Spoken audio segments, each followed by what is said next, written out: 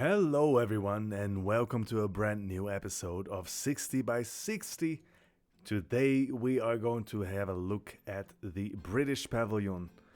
It's the second pavilion next to the Greek entrance area, and there's still a bit of work to be done to connect the two. And to be quite frankly, I'm not sure yet what exactly I'm going to do with the roundabout in terms of design. As you can see, by the blue lines, the park will be laid out in a typical, I think what is called a hub and spoke model, meaning that each and every pavilion ends and starts, I should say, at the big circle in the middle, where we also have the. Well, I actually yet have to come up with a name for it. I guess it's the Monument to the Six Nations or something, or Monument of the World, or Landmark of Cultures. Landmark of Cultures, I actually like that one. I think it's 90% finished. I'm not sure yet. It's extremely whimsical in style. So it's kind of hard to recognize something Greek, Japanese, or Mexican in it. But we'll see. Maybe I'll just leave it like that. It'll be a nice canvas for fireworks and light shows and all that sort of thing. But for now, let's look at the British pavilion. I already made a little video, a show reel that is on my channel as we speak. And well, today I think I just want to show you a bit what's going on with the shop facades, what inspired me, why it looks the way it looks. So let's just get started. First of all, the shape. Now, I wasn't sure yet with the Greek pavilion, the Greek entrance pavilion being quite massive. I wanted it to direct visitors either to the left or to the right, giving you a bit of a maze feeling, not entirely sure what's coming next around the corner. That is because it's the entrance area and it's just a really good way to immediately submerge yourself into the theme. And so you really kind of hopefully would feel as if you were in Greece. Whereas once you're out and you enter the rest of the park, I want the pavilions to be a bit more open, and I want them to be instantly recognizable even if you were looking at the pavilion from the other side of the circle, the other side of the pond. And so I went with, for this one, I went with, I guess what I would call a horseshoe, iron horseshoe, what is it called? You know, the circular thing. A U-shape, let's go with that. It's a U-shape. I tried not to make it too much of a London pavilion. This is, of course, always the big challenge. When you make a French pavilion, for example, you'll quickly end up making a Paris pavilion. If you were to build a Dutch pavilion, chances are it's going to look like Amsterdam. So that's capital cities are capital cities for a reason. It's always where most of the art happens, most of the fashion, most of the money goes to the capitals. And so therefore capitals tend to be extremely dense in monuments and landmarks and iconic stuff. And the rest of the country usually playing second fiddle. But I really wanted it to be a bit of a Great Britain British pavilion. Which of course is England, Wales, Scotland, and Northern Ireland. So I tried to capture a bit of the architecture that you might find across the four nations. Having said that, I do think that in the end, whether you want to or not, you somehow always end up with with a London vibe. And for that, there has to be a London landmark. I decided not to go with Buckingham Palace or St. Paul's Cathedral or Westminster Abbey. Instead, I went with the Tower of London and named it the King's Vault. 2 years ago, I would have named it the Queen's Vault, but here we are with Charles III, and therefore it has to be the King's Vault, which houses a rather massive, as you can see, show building in the back that you would never ever know about if you were just on peep level. There's still some gaps here, as you can see, I have to fill, but I feel confident doing a video for now. So there's a dark ride in there, and I'm guessing it would be the kind of ride that would take you along crown jewels, foreign treasures. Who knows? And maybe there's a bit of an adventure there, or maybe it's just gazing at beautiful crystals and, sparkly stuff. I don't know, and quite frankly, I won't care that much because there's nothing in it. There's just a huntsman. Someone said I should exchange it for the magic cat ride instead. That would draw even more visitors. But there's only so many pieces that you can put in a park before the lag becomes unbearable. So with this kind of stuff, if I ever feel like it, then I might create a dark ride in a separate park file. But for now, I'm happy with just pretending there's a fantastic ride in there. And so you have the show building for the walls that might be visible from somewhere within the park. I simply used a bit of a sky blue. It's Planet Coaster, so it only works as good as you can. And then for the back, for those sort of seeing it from the back, there's the Disney Go Away green.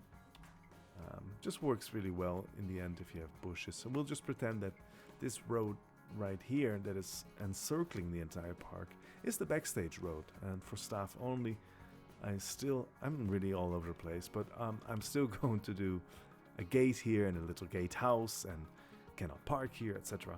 I think one backstage area is this one is, well, I think it's done, to be honest. The tree is awkward, I know it is, but and then we return to the British Pavilion. But it's just when you're here, when you're at Medusa, it would just feel so weird not having anything there, it would be so empty. So yeah, we'll have to pretend that they sacrificed the parking space for that. Anyway, as I said, back to the British Bake Off Pavilion. Let's start with the tea house. It's actually the last one that I built, and it's a total afterthought. I had no idea what to do with it. There's going to be a little rose garden in front of it, for that whole English rose kind of gag. It's simple. I use prefab pieces only, and yet I think I like it the most. Maybe because of the color scheme. It just works so well. It's so understated, and it's chic, so I really like it. Then there's an homage to a British friend. His name is Fraggle. I think he's Emperor Fraggle on Reddit. But I made him a Chippy. Chippy, for those not too well versed in English lingo. Chippy is fish and chips. And so the chip shop, the Chippy, that's what you call it. So I made him one, and yeah, I think it looks tacky. Exactly what you expect from a Chippy.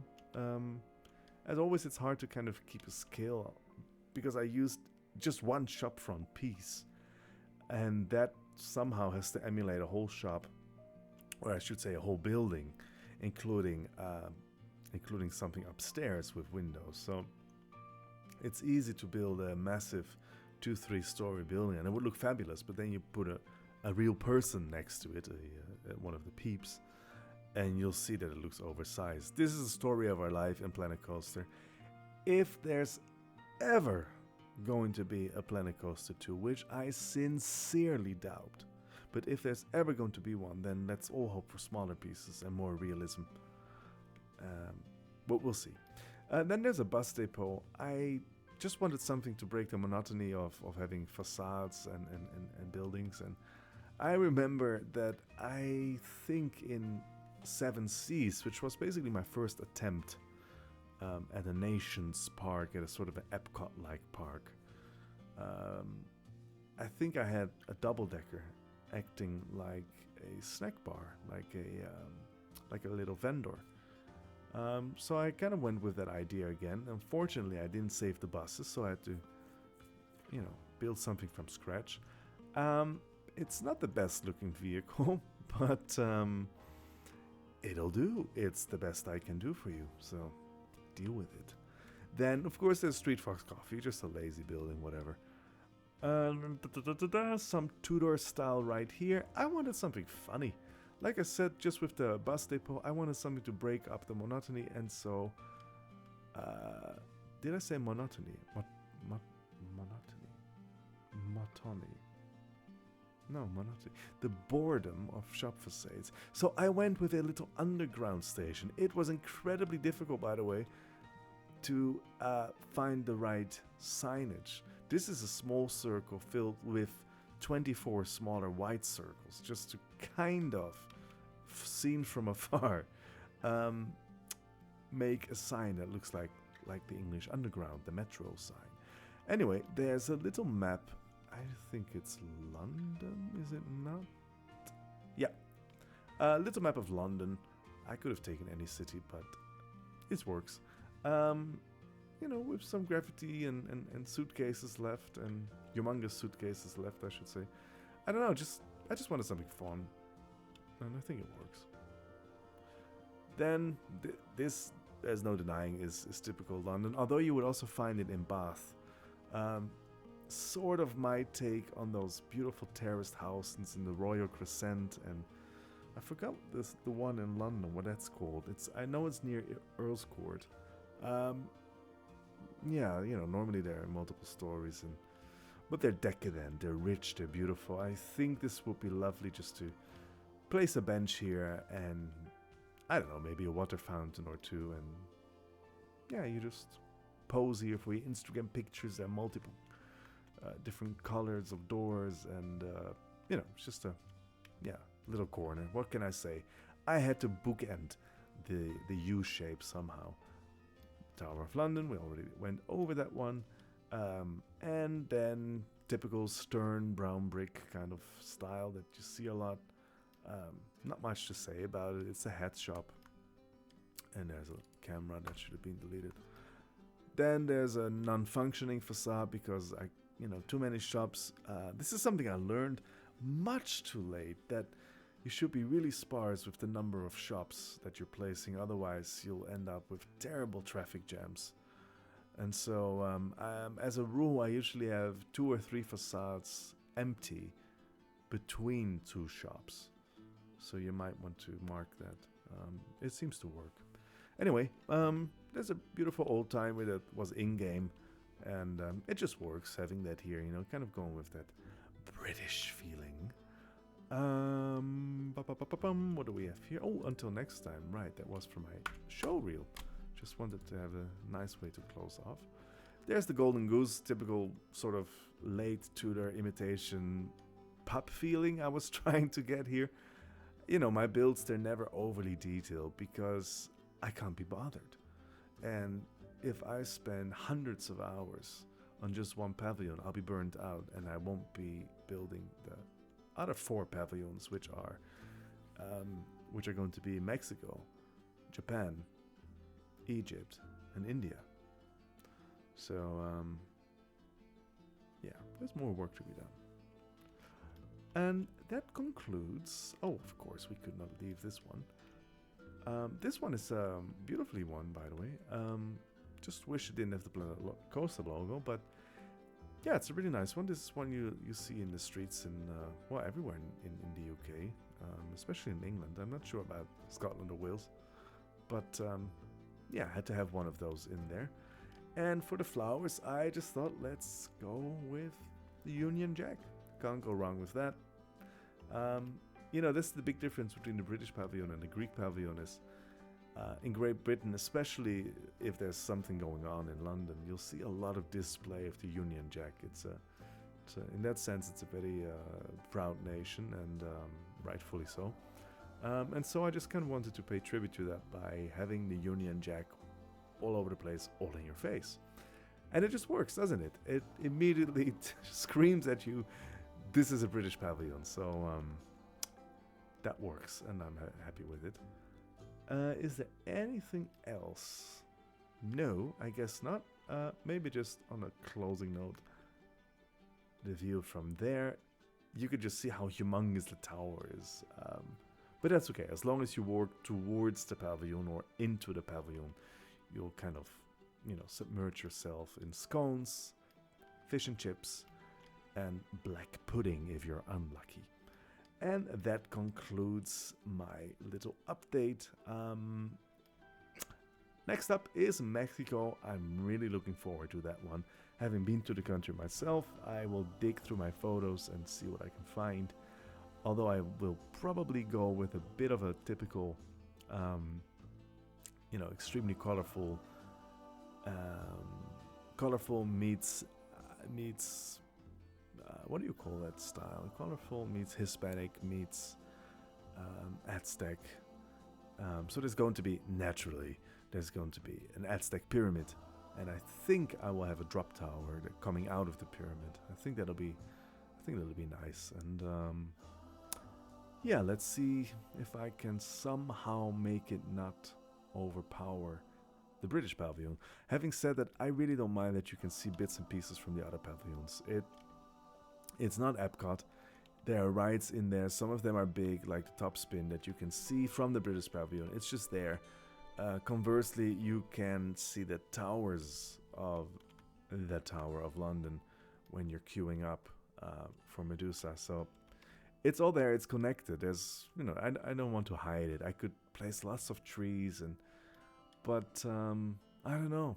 Somehow I feel like it's nice to see what's next, and it'll just keep you intrigued, having those styles clash with one another. So what's left to do is just roofing, backstage parts, and I think that's it. And then, that's the boring things that you really don't want to bother yourself with. And then I'll move on to the Mexican pavilion, followed by the Japanese pavilion, which is going to be humongous. I'm not sure yet, but I think the Japanese pavilion will have a roller coaster, followed by the Egyptian pavilion, which is going to be just like at Seven Seas. It's going to have this kind of bazaar, winding streets kind of feeling. I'm really looking forward to that. No idea what I'm going to do for a ride yet. And then last but certainly not least, the magical Indian pavilion. So stay tuned, keep watching, and of course I really do look forward to hearing your thoughts in the comments. Also, if there's something you feel that needs improving, by all means. This is a work in progress. I'm not striving for perfection, but if there's something you notice, then let's hear it, and I'll see if I can address it. Alright, then I think that's it from me. Thank you very much for watching, and enjoy this show reel now. Bye-bye.